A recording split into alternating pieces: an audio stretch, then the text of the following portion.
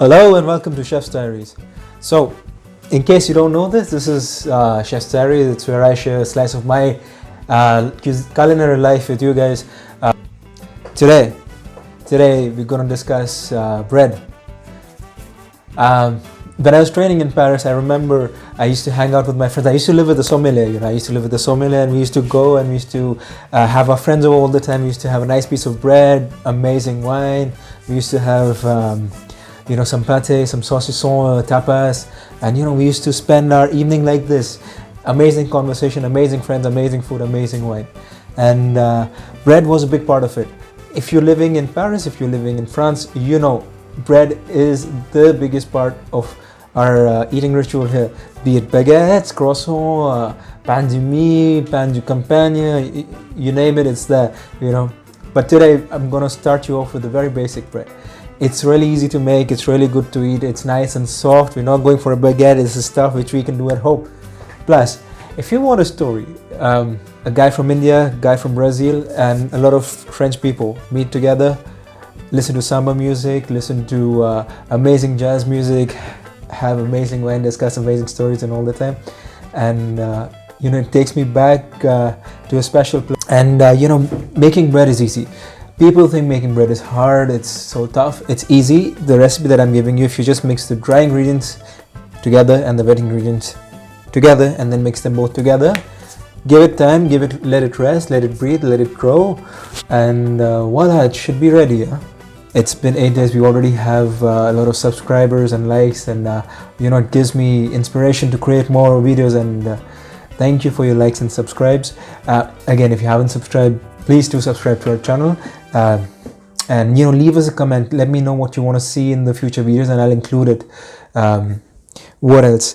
Tell your friends about it. Tell your friends about the show. Tell your friends about the channel. Just tell one person, and this is how we'll grow. We'll all grow. We're a big family, and I want to be bigger.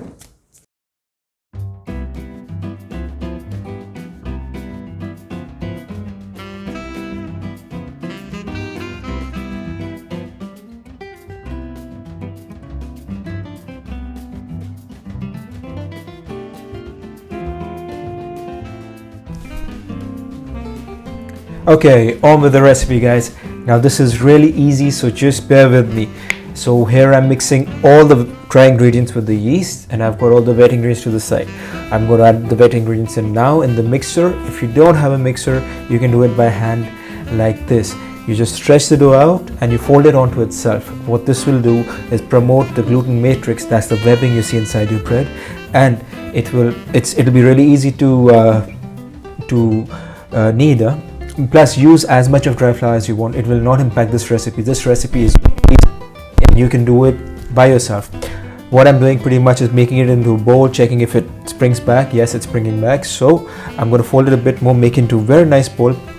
And now what I'm going to do is take some olive oil, add it to the bowl that I'm going to proof the bread in, and then I'm going to add the bowl in the ball in the bowl, not the ball in the ball, the ball in the bowl, and make sure it's nicely coated with olive oil.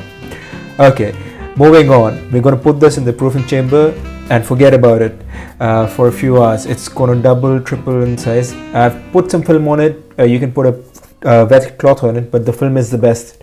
Now it's doubled in size. It's gone through what we call a bulk fermentation.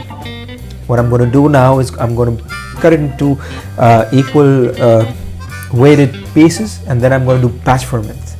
Now batch ferment is something, we're doing 2 fermentation cycles because this is going to promote a lot of flavor, a lot of complex taste in your mouth, and when you bite it you'll have that really nice something like a nutty flavor, but it's going to be really, really nice.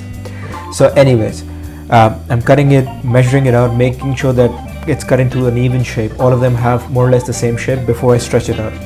Now you can do this by hand, but I would recommend that you use a rolling pin, because when you roll it, it just evens everything out. It's the same thickness, and you don't have any lumps or any surprises when you are folding it, which brings us to the next step, which is folding. Now as you can see, I'm folding it like you fold a cigar, and I'm getting rid of the extra flour. Now keep on folding it, and make sure it's a nice tight roll. without any air in it. You know, it doesn't need to be perfect, but it needs to be tight. And just tuck it from the sides. You do it, I'll show you once again. Now you fold it, get rid of the extra flour, fold it again, and make sure you tuck it in from the sides. Now if you don't have a mold, don't worry, you can use any bowl, anything that you want. Here I have molds, I'm using it. If you don't have a mold, you don't even need a mold. You can just put it directly on the tray that you're going to bake it in and let it proof. Now when you let it proof, you need to forget about it for a few hours. It's going to triple or quadruple in size. Now this, as you can see, it's almost tripled in size. It's become quadruple in size in this shot. Now what I'm doing here, you don't do that. Don't put it like that, because this will not promote equal coloring on your bread. And I'm using an egg wash. So the egg wash is basically one whole egg mixed with some water, and that's it. If you're vegetarian, you don't want to use egg, you just mix milk and oil, and that would be your milk wash or oil wash or whatever you guys want to call it. And what I'm doing is, you can use a brush if you want, but I would recommend that you use a nice thick piece of paper, not toilet paper, of paper towel, and then you just slide it smoothly across like I'm sliding it. You know, what you do if you do it in one smooth flow is that you encourage a very nice even coloring throughout the bread. If you have got those strokes on the bread, it will come out, but it won't color evenly, and you'll see what I'm showing you when it comes out of the oven.